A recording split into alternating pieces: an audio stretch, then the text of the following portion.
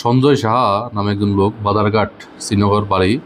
উনি আমাদের কাছে কমপ্লেন করেছেন যে গত 30 অক্টোবর ওনার মা ওনার দোকানে ছিল, একা দোকানদারি করছিল।